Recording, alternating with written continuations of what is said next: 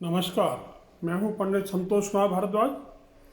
आज की प्रस्तुति है पर्वतों पर पाए जाने वाले नक्षत्र। इसको हम सामान्यतः तारा भी बोलते हैं। पहले मैं आपको पर्वतों के बारे में थोड़ा संक्षेप में बता दूं। आप देखिए इस चित्र में ये तारा है। इसकी 5 भुजाएं हो सकती हैं, 6 भी हो सकती हैं। ये अलग अलग रेखाओं से बनता है और ये इस प्रकार 6 रेखाओं के काटने 3 रेखाओं काटने से बन जाता है। और यहाँ ये 5 भुजाओं वाला तारा है, देखेंगे आप।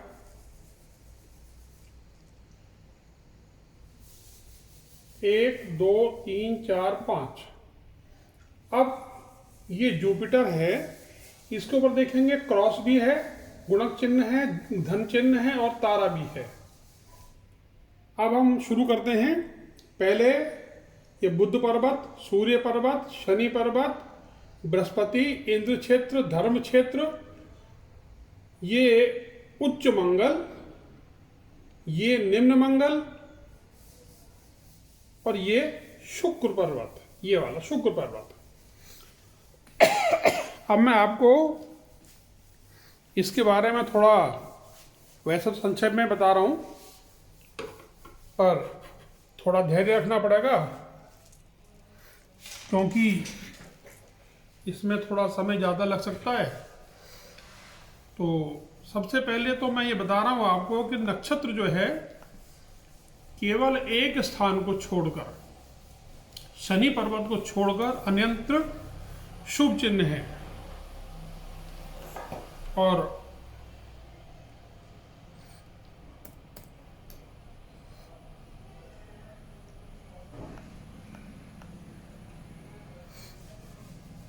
चंद्र पर्वत पर भी इसका प्रभाव अशुभ होता है और इसके अलावा अन्य कहीं भी होगा तो ये जीवन में चमक दमक देगा, दीप्ति देगा, बुद्धिमत्ता देगा, सुख का संचार करेगा। ये एक क्रॉस, गुणक चिन्ह, गुणा चिन्ह या धन चिन्ह, जमा का चिन्ह, इसमें एक 5वीं रेखा आ जाए, मिल जाए या आर पार काट दे तो तारा बन जाता है। तो तारा 5 रेखाओं वाला भी हो सकता है, 6 रेखाओं वाला भी हो सकता है। शनि और चंद्र को छोड़कर जिस पर्वत पर भी ये होगा उससे संबंधित जितने भी गुण होंगे उनमें जातक को प्रखरता हासिल होगी। बृहस्पति पर नक्षत्र होने पर जातक की मनोकामनाएं पूर्ण होंगी, उच्च स्थान प्राप्त करेगा, गरिमा, मान सम्मान प्राप्त करेगा। ऐसा व्यक्ति उद्यमी होता है, परिवार के मान सम्मान का रक्षा होता है, महत्वाकांक्षी होता है और धन का अभिलाषी होता है, मिलता भी है उसको। बृहस्पति उठा हुआ हो, यहां पर बहुत ज्यादा नहीं उठा हो, सामान्य उठा हो तो सत्ता मिलेगी, मान सम्मान मिलेगा, महत्वाकांक्षाओं की पूर्ति होगी और प्रयत्न करने पर आखिर में सफलता भी हासिल होगी। बृहस्पति पे नक्षत्र हो, भाग्य रेखा सुंदर हो, मजबूत हो और सूर्य रेखा भी अच्छी हो तो ये एक बहुत अच्छा लक्षण है, जहाँ तक कि महत्वाकांक्षाओं की पूर्ति होती है। अगर बृहस्पति से नक्षत्र थोड़ा बहुत इधर हो जाए, ये मेन स्थान है, ऊपर नीचे दाएं बाएं परकशन की तरफ हो जाए, हथेली के कोने पे, तो क्या होगा कि ऐसे व्यक्ति जाने माने प्रसिद्ध व्यक्तियों के संबंध में आएगा। और अगर हाथ में अन्य लक्षण शुभ नहीं है तो उसको सत्ता, उत्कृष्टता, यश, विशिष्टता प्राप्ति में संदेह बना रहेगा।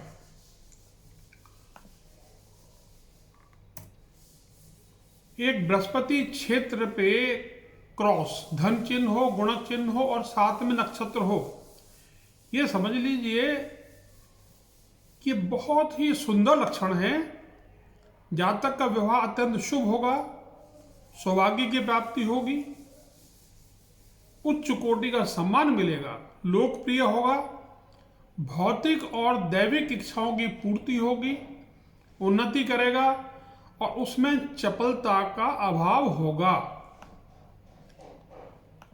बृहस्पति भी नक्षत्र मौजूद है, मस्तिष्क का उत्तम है, उच्च पद की प्राप्ति होगी, सम्मान मिलेगा। बृहस्पति उठा हुआ है, सत्ता, शक्ति, मनोकामनाएं, महान सफलता और आनंद, आनंद ही आनंद है। फिर तो सूर्य पर तारा सबसे ज्यादा उठा हुआ जो स्थान यहां पर होगा, अगर यहां तारा है तो गुणवत्ता सामान्य जीवन में खुशी तो होगी, मगर धन का अभाव हो सकता है। पर्वत से हटके तारा होगा, यहां के इधर हो जाए इधर हो जाए, तो जातक के धनपतियों से संबंध तो होंगे मगर लाभ नहीं होगा।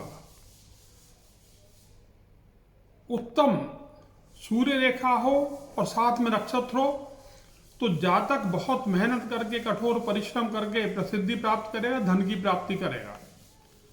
अच्छी सूर्य रेखा हो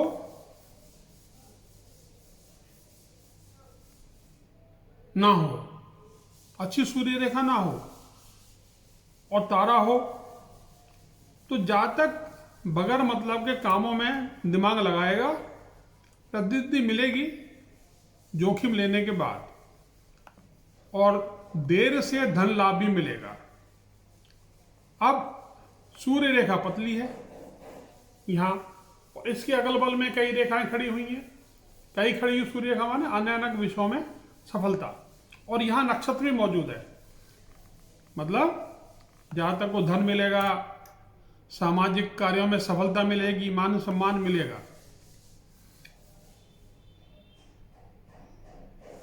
सूर्य यदि सामान्य है, नॉर्मल है, तो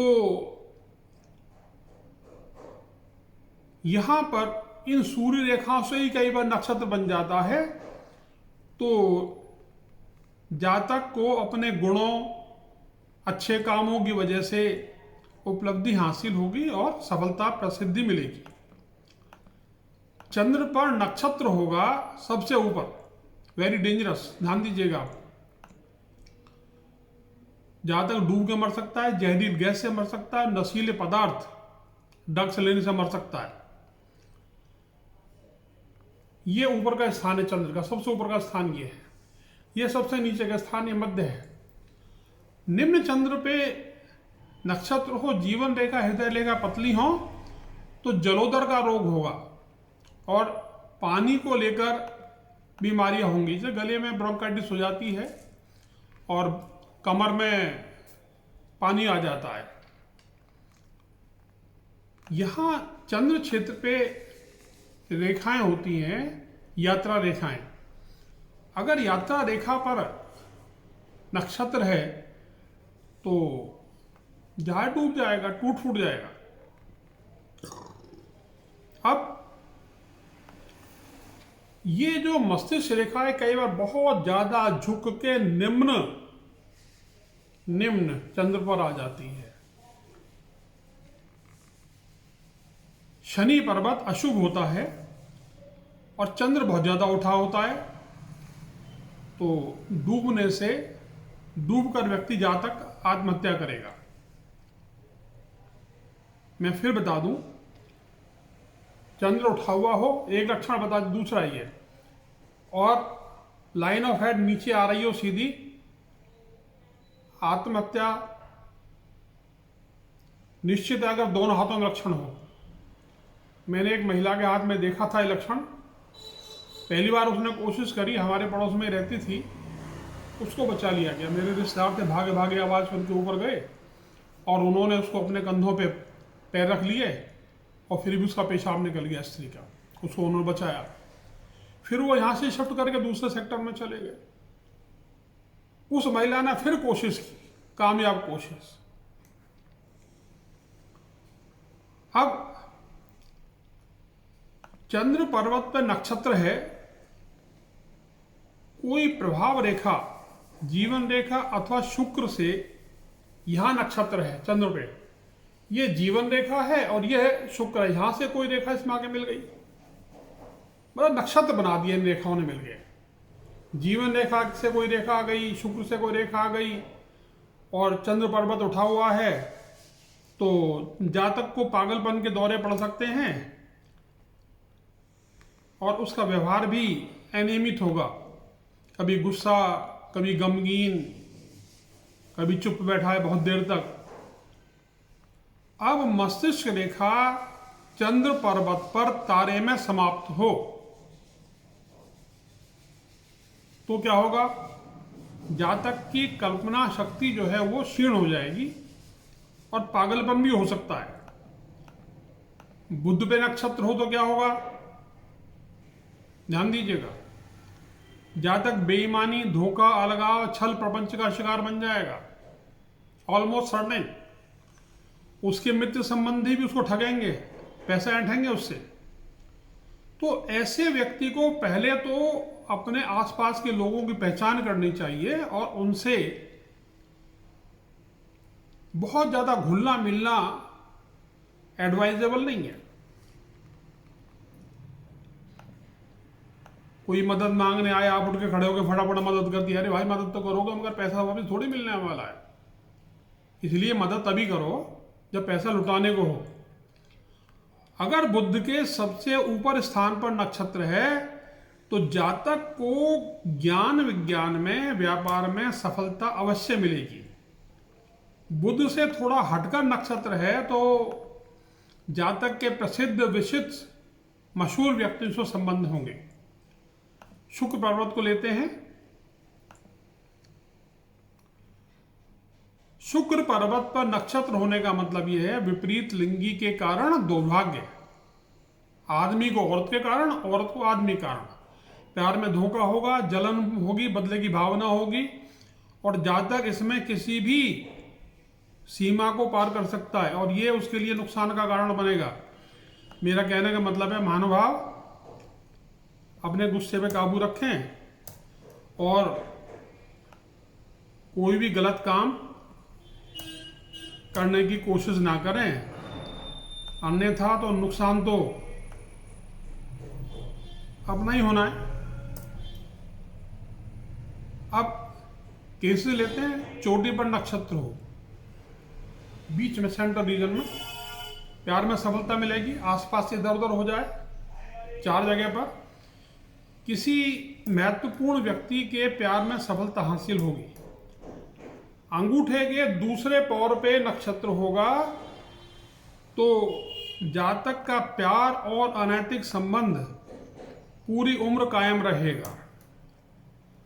अगर बिल्कुल बीचों बीच नक्षत्र होगा, सेंट्रली प्लेस्ड, तो किसी नजदीकी मित्र संबंधी की मौत होगी यहां नक्षत्र हो तो। और अगर नक्षत्र से कोई रेखा निकल के थोड़ा आगे जा रही हो हृदय रेखा की तरफ, तो कोई दूसरा व्यक्ति उसको अडॉप्ट कर लेगा, पालन पोषण करेगा उसका।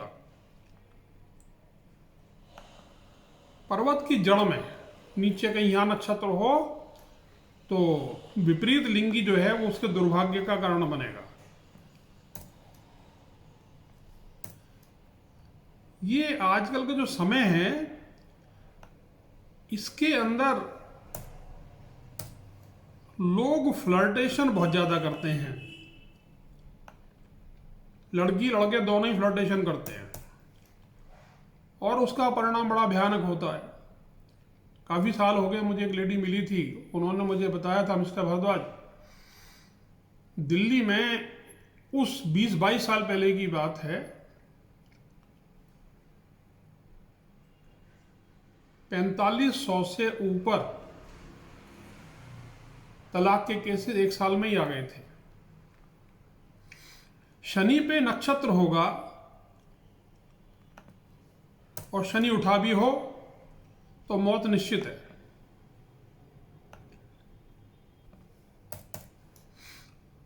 अगर नक्षत्र शनि से थोड़ा हटा हुआ है, उंगली पर चढ़ा हुआ है, तो ऐसे व्यक्ति के दुर्भाग्यवश किसी खास आदमी से संबंध हो जाएंगे। इतना खास होगा कि दुख देने के अलावा कुछ नहीं करेगा। अगर